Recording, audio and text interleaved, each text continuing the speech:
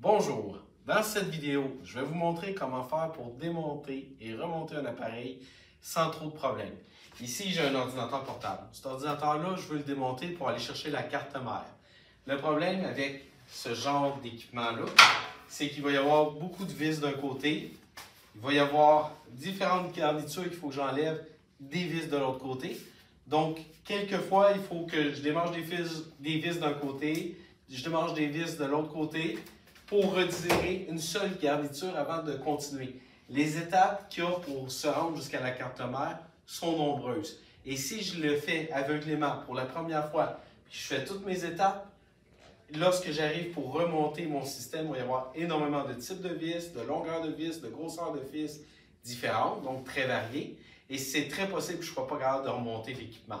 C'est complexe, donc il faut qu'on ait une bonne démarche pour nous permettre de le faire. Bon, donc voilà, l'équipement que ça va vous prendre pour pouvoir faire ça, ça va vous prendre un ordinateur à démonter naturellement, ça va vous prendre une boîte vide dans laquelle on va pouvoir insérer les vis. On va avoir également des outils avec des bits variés. Ici, j'ai choisi iFixit, donc des outils de réparation électronique qui sont faits pour ça. J'ai mon iPad qui va me permettre de prendre des photos pour voir toutes les étapes et donc d'insérer ça à l'intérieur d'un fichier de type OneNote. Puis j'ai mon ordinateur portable qui va me permettre d'aller plus loin, qu'on va voir un petit peu à la fin comment ça fonctionne. Donc, première étape, ce que je fais, c'est que j'utilise mon ordinateur portable que je dois démonter, je le démarre et je valide qu'il soit fonctionnel. C'est sûr que si vous devez le démonter, ça se peut qu'il ne le soit pas. Au moins, assurez-vous de l'état général de l'appareil. Donc, une inspection visuelle pour savoir dans quel état il est. C'est très important, comme ça, si jamais, en le remontant, vous avez des problèmes, vous allez savoir quand vous avez commencé, puis quand vous avez terminé, puis qu'est-ce qui s'est passé entre les deux. Donc, il est démarré, ça fonctionne bien. Je vais l'arrêter. Une fois arrêté, je débranche l'appareil, je le couche de côté, je retire la batterie. Je mets la batterie de côté et je suis prêt maintenant à démonter mon appareil.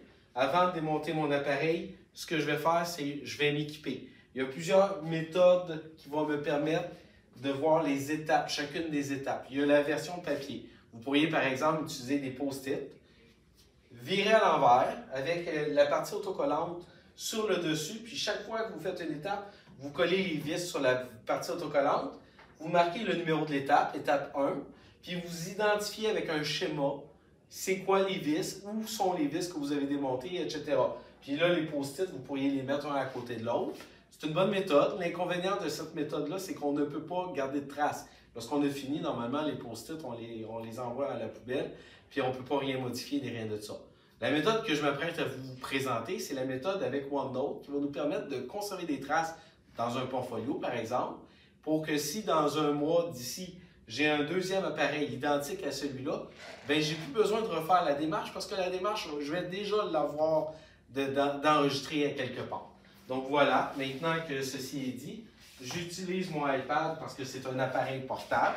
Ce iPad-ci est à l'intention des élèves. Ici, en réparation et services en électronique, c'est des iPads que les élèves s'échangent. C'est la raison pour laquelle, par défaut, nous avons la navigation privée. Donc, moi, ce que j'ai fait, c'est que j'ai démarré Safari en navigation privée, qui va faire en sorte que si je me connecte avec mon compte Office 365, quand je vais quitter Safari, le prochain élève va devoir se connecter avec son compte Office 365 lui-même. Sachez qu'il existe une application qu'on pourrait installer dans l'appareil, style OneNote. L'application, une fois connectée, on ne peut pas se déconnecter facilement. En fait, on peut se déconnecter, mais le prochain élève pourrait se reconnecter sur le même identifiant, ce qu'on veut éviter. Donc, c'est la raison pour laquelle on va passer par le cloud directement dans Safari à partir de l'application web. Éventuellement, on va utiliser une application de bureau avec l'ordinateur portable, mais un peu plus tard, ce qui va nous permettre d'avoir plus de fonctionnalités. Ce que je recherche comme fonctionnalité avec le iPad, c'est la prise de photos puis les annotations à main levée, soit avec un stylet ou avec mes doigts directement. Donc, lorsque c'est inscrit, mot-clé ou nom du site, on va cliquer là-dessus et on va aller sur le site office.com. Je clique sur le bouton connexion, puis je vais me connecter avec mon compte Office 365. Donc, vous voilà sur la page principale de Microsoft 365. Notre outil, on va cliquer sur toutes les applications et on va aller dans OneDrive. Donc, grâce au fait qu'on est dans OneDrive, on va pouvoir avoir accès à notre OneNote partout sur la planète. Donc, ça va être, c'est le cloud de Microsoft 365. On clique sur mes fichiers. Puis dans mes fichiers, prenez la peine de toujours créer vos blocs-notes dans le dossier qui s'appelle bloc-notes. Normalement, il est déjà créé par défaut. Donc, en cliquant bloc-notes, vous voyez, j'ai plusieurs blocs-notes déjà qui s'affichent. On clique sur le bouton nouveau, puis on vient cliquer sur le bloc-notes OneNote, ici à cet emplacement-là. Et on va rentrer un nouveau nom. Dans mon cas, je vais indiquer réparation électronique. Donc, je fais créer et mon nouveau bloc-notes va apparaître. Donc, je vais déjà être en mesure de commencer mon travail. Donc, maintenant, je suis rendu dans le OneNote qui a été ouvert à l'intérieur de mon compte. Ici, je vais avoir plusieurs sections, plusieurs pages qu'on va pouvoir faire. Fait que ce que je vais faire, c'est que je vais tout de suite, d'entrée de jeu, ajouter une section. Puis le nom de la section, je vais lui donner un nom en lien avec l'équipement générique que j'ai à réparer. Dans mon cas, c'est ordinateur portable. Et je fais OK. Donc, vous voyez, j'ai une section ordinateur portable. Donc, je pourrais ajouter plusieurs sections en fonction des types d'équipements que j'ai à réparer. Par exemple, j'aurais laveuse, je pourrais avoir sécheuse, je peux aussi avoir système de son, etc. Donc, au fur et à mesure que vous aurez des types d'appareils à réparer, bien, vous créez vos sections. Puis, dans les pages sans nom, bien là, c'est l'équipement que tu dois réparer. Par exemple, dans ce cas-ci, bien, j'ai un ordinateur Dell. Cet ordinateur, c'est un Latitude E5440. Donc, j'ai tendance à l'appeler comme ça, Dell Latitude E5440. Et je précise également la nature de mon intervention. Je dois changer la carte mère, c'est pas le même travail que si j'ai un écran à changer ou si j'ai un clavier à changer, par exemple. Donc, je le précise dans le titre, carte mère. Donc, voyez-vous, dès que vous... Pardon, il a fait une correction automatique. Vive les corrections automatiques. Dell Latitude. Voilà, c'est fait. Donc, dès que vous avez changé le nom, tout de suite, le nom apparaît au niveau de la page. Puis là, vous auriez toutes sortes de noms, d'appareils, d'équipements que vous avez à changer. C'est clair qu'il y a plusieurs méthodes de nomination à faire, nominatifs par rapport aux pages et aux sections. À vous de choisir laquelle vous correspond le plus, mais également, choisissez des noms qui vous permettent de bien retrouver les équipements. Oui, il y a une barre de recherche à l'intérieur de OneNote qui est quand même assez bien faite. Donc, ça va vous aider énormément. Mais pour ça, il faut que vous nommiez bien les choses pour que ce soit efficace. Donc, voilà. Maintenant, ceci dit, on peut commencer mon travail. Donc, voilà. Je vais commencer en démontant le couvert en arrière de cet équipement-là. Pour faire ça, je vais utiliser le iFixit, l'outil que je vous ai parlé au tout début. Je mets ça de côté, j'ouvre mon équipement.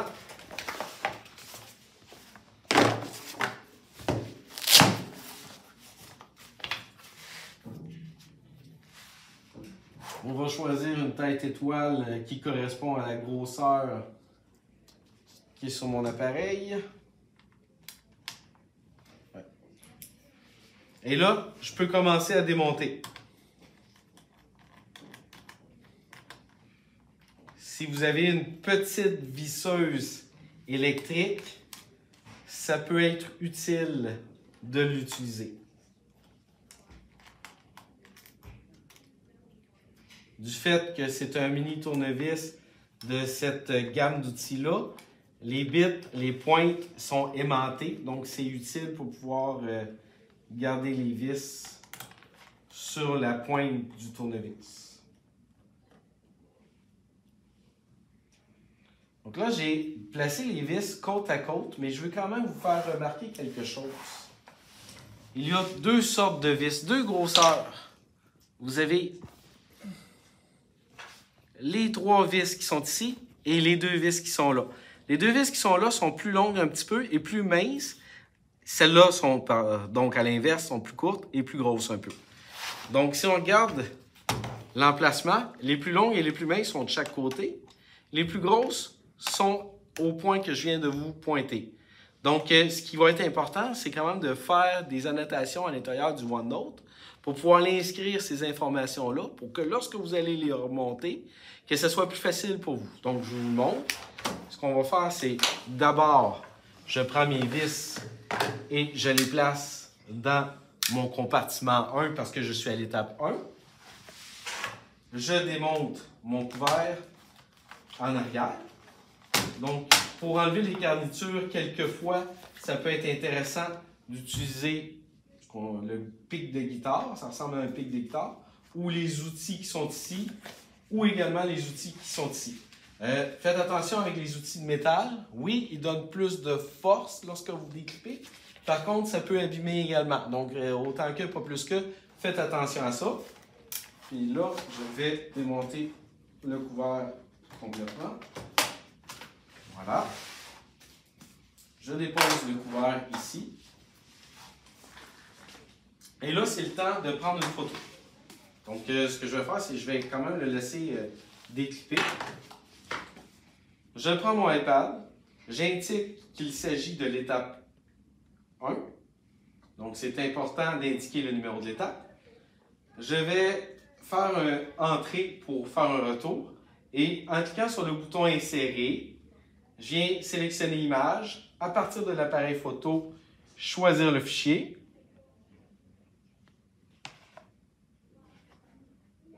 Voilà, apparaît mon appareil photo. Je cadre bien. Je prends ma photo. Naturellement, c'est important de faire en sorte que l'éclairage soit bon. Un mauvais éclairage fait en sorte que les photos sont mauvaises. Donc, je clique sur le bouton « Utiliser la photo ». Je clique sur « Insérer ». Et là, apparaît ma photo ici. Remarquez que ça charge pendant un certain temps, là, parce que c'est en ligne. Donc, le temps d'uploader, de téléverser la photo directement sur le OneNote, ça va apparaître à cet endroit-là. Maintenant que la photo est insérée à l'intérieur de l'étape 1, ce que je peux faire, c'est, à côté d'insertion, j'ai une petite flèche qui pointe vers le bas. Je peux cliquer sur le bouton dessin. Puis, bon, là, il m'offre de reprendre le clavier, mais c'est pas ce que je veux. Donc, j'abaisse le clavier, mais ici, j'ai des outils de dessin qui apparaissent.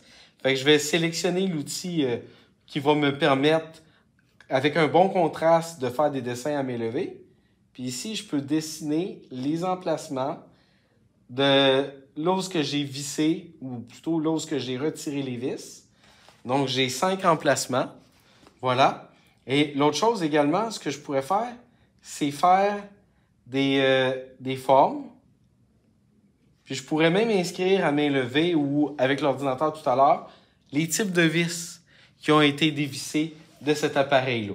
Donc, vous comprenez le principe. Lorsque j'ai terminé de griffonner à main levée, pour revenir, tout ce que j'ai besoin de faire, c'est cliquer sur l'outil avec la flèche puis le symbole d'écriture. Je peux descendre plus bas. Je clique sur mon dessin et je suis maintenant rendu à l'étape 2. Donc, j'appuie sur Entrée et je suis prêt à prendre une photo maintenant. Donc, ceci étant pour l'étape 1 et l'étape 2. Maintenant, vous devez vous organiser aussi sur votre poste de travail. La méthode de s'organiser sur le poste de travail, c'est que j'aurais tendance à prendre mes pièces et au fur et à mesure, les disposer une à côté de l'autre dans le même ordre qu'ils se présentent à l'intérieur de ces cases-là. Étape 1, étape 2, étape 3, étape 4. Donc, je fais la même chose, étape 1, étape 2, étape 3, étape 4. Il arrive des moments où les pièces sont super petites. Comme là, ici, j'ai vraiment une petite pièce. Ben là, on pourrait en mettre une par-dessus l'autre, tant que vous respectiez une façon de faire, puis que vous soyez capable de le retrouver rapidement. Si vous, d'entrée de jeu, dans votre tête, vous vous dites hey, « ça risque de me mêler », n'hésitez pas, prenez des stickies, des post-it, pardon, puis étampez-le sur l'appareil, le bidule que vous êtes en train de démonter, puis identifiez le numéro de l'étape sur le post-it, le petit post-it, puis continuez dans cette direction-là. C'est un fil d'Ariane que vous êtes en train de traîner, de faire, de créer.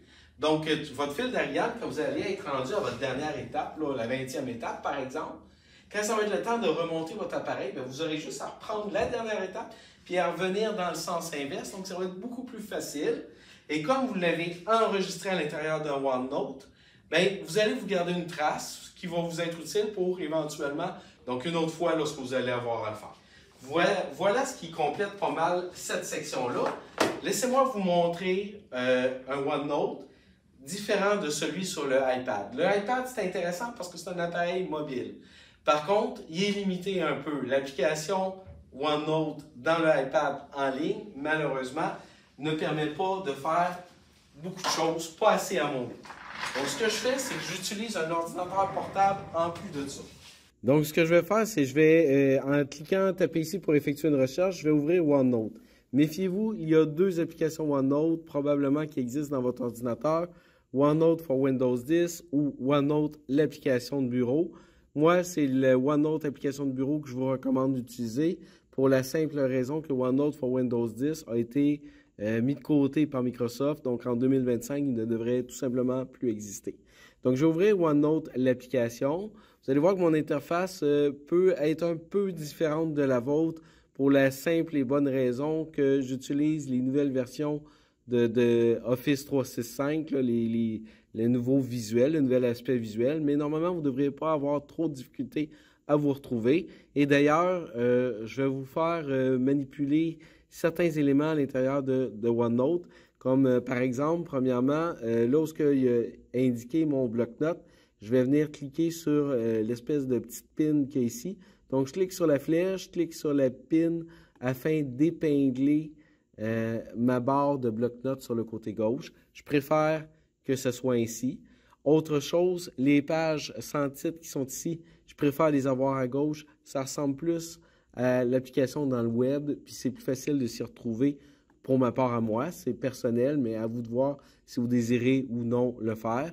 Donc, pour faire ça, on s'en va dans Fichier, Options, affichage, et je viens cliquer, déplacer la liste des pages vers la gauche et je valide en disant OK. Voilà, maintenant mes pages sont à gauche, mes blocs-notes sont à côté des pages. Puis dernière manipulation, j'aime bien travailler avec le ruban classique. Donc je viens dans le haut ici, cliquer sur la flèche qui descend vers le bas et je viens cliquer ruban classique. Voilà. Donc ceci étant les premières manipulations pour mettre OneNote sous ma main. Ensuite de ça, ce que je vais faire, c'est que je vais ouvrir le bloc-notes que j'ai créé précédemment dans le web. Donc, pour l'ouvrir, je clique sur le bouton Fichier. Je m'en viens dans Ouvrir. Puis, dans Ouvrir, vous allez voir OneDrive, Centre de services scolaires. Donc, ici, on va cliquer sur OneDrive. Et à cet emplacement-ci, je vois mon OneDrive s'afficher. Donc, tout ce que j'ai à faire, c'est suivre le chemin dans lequel j'ai créé mon OneNote. Donc, c'est dans Bloc-Notes, puis dans Bloc-Notes, on va voir Réparation électronique apparaître. En cliquant là-dessus, ça va se charger, ça va prendre un certain temps, mais plus le Bloc-Notes est gros, plus c'est lourd, plus ça prend du temps naturellement. Fait que laissez le temps de se faire. Voilà, c'est fait. Donc, mon bloc-notes réparation en électronique est apparu. Je vois que j'ai une section sans titre. Si je le désire, je peux la supprimer. Ma section sans titre n'est pas importante. Je vois ordinateur portable avec les notes que j'avais gribouillées par-dessus la photo que j'avais prise lorsque j'avais mon iPad. Donc, déjà, je peux vous montrer comment utiliser quelques fonctionnalités qu'il n'y avait pas à l'intérieur du iPad tout à l'heure. Donc, ce que je vais faire, c'est que je vais cliquer sur Insertion. Puis je vais insérer un espace entre l'étape 1 puis l'entête. Donc, du fait que j'insère un espace ici, je vais pouvoir y mettre quelque chose plus facilement. Je vais le tasser, puis je vais insérer le manuel du manufacturier de l'appareil que j'ai téléchargé précédemment, qui va me permettre d'avoir tout le temps une copie des fichiers en lien avec ce que j'ai. Donc, ici, j'ai téléchargé sur le web le fichier, puis j'ai deux choix. Soit insérer une impression, si c'est le cas, puis si j'ai 100 pages, bien, ça va m'insérer des 100 pages, une au-dessus de l'autre du manuel, puis c'est pas ça que je souhaite. Je souhaite joindre un fichier uniquement. Puis maintenant, le fichier fait partie intégrante de mon OneNote, donc je vais l'avoir partout. J'aurai plus besoin de le retélécharger à nouveau. Il va être dans mon OneNote. Une des choses d'ailleurs que je vous recommande fortement, c'est de double-cliquer dessus, faire OK, et de consulter le manuel du manufacturier, prendre la peine de regarder les pages. Il y a beaucoup d'indications et on y explique comment faire pour démonter l'appareil également, comment retirer la batterie, comment retirer la carte Express Card, comment enlever la carte SIM. Donc, je vous recommande, à prime abord, de commencer par regarder le manuel. Pas besoin de le lire entièrement, mais vraiment passer les pages, puis vous voir c'est quoi les informations qui s'y trouvent. Ça va vous être très utile lorsque ça sera le temps de démonter votre appareil. Donc, ceci étant dit, maintenant, je vais également prendre le temps d'aller dans YouTube, puis on va faire une recherche pour comment retirer la carte mère d'un Dell Latitude. Fait que je vais copier mon titre, j'ouvre Internet, je m'en vais dans YouTube. Dans ma barre de recherche, je contrôle V, Dell Latitude, retirer carte mère, voilà. Chargement de la carte mère d'un Dell Latitude E5470, E5540. Donc, je n'ai pas exactement mon modèle que je cherche, ce n'est pas le 5440, mais ici, un 5540 ou un 5470, on s'entend que ça peut se ressembler. Donc, j'aurais tendance à les écouter les deux vidéos, à vous de voir si ça peut vous être utile. Une qui dure 10 minutes 49, l'autre qui dure 37 minutes 29. Donc, ce que je vais faire, c'est que je vais faire un CTRL-C pour le titre de la vidéo. Je vais venir dans mon OneNote.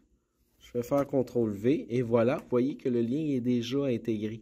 Donc, si je clique sur ce lien-là, ça va m'ouvrir Internet. Donc, ça nous amène directement sur la page de la vidéo. Je peux ignorer l'annonce, puis voilà, la vidéo démarre, puis je peux l'écouter. Donc, du fait d'avoir indiqué à quel endroit puis quelle vidéo vous avez écouté, d'avoir inséré le manuel PDF en plus de ça, bien, ça va vous donner des références. Si dans un mois, dans un an, vous avez encore le même modèle que vous devez réparer, que vous devez enlever la carte mère. Puis en plus, au fil du temps, vous allez avoir plusieurs pages, plusieurs chapitres qui vont apparaître. Fait que éventuellement, ce que ça va faire, c'est que lorsque vous allez faire une recherche, on va faire la recherche E5440. Puis tout de suite, OneNote, il va trouver quelle page que ça fait référence, puis il va vous faire des suggestions. Vous allez pouvoir tomber sur la page en question. Donc, c'est très avantageux de travailler avec la barre de recherche de OneNote parce que c'est très efficace. Autre chose que je peux faire également, c'est plutôt que d'écrire un texte, je peux lui dicter un message. Donc, pour dicter un message, ce que j'ai besoin de faire, c'est m'en aller dans « Accueil »,« Dicter ». Donc, voici un message que je dicte à mon appareil. Lorsque vous avez fini, vous cliquez sur le micro, puis vous voyez que vous avez dicté un message. C'est pratique, c'est intéressant. Ça permet de rajouter des éléments à l'intérieur de votre OneNote. Également, autre chose qui est intéressante en lien avec OneNote, je peux cliquer sur Insertion, puis je peux enregistrer un audio, donc rajouter une note vocale. Pour ça, on va cliquer sur le bouton Transcrire, mais un peu plus haut. On va marquer Enregistrer l'audio. Puis du moment où je me mets à parler, dès que je clique là-dessus, j'enregistre déjà mon audio. Je vais faire arrêter. Puis je peux, ici, là, vous voyez qu'on voit qu'il y a un enregistrement audio. En cliquant sur le bouton Play. Du moment où je me mets à parler. Bon, vous voyez, je refais jouer mon enregistrement.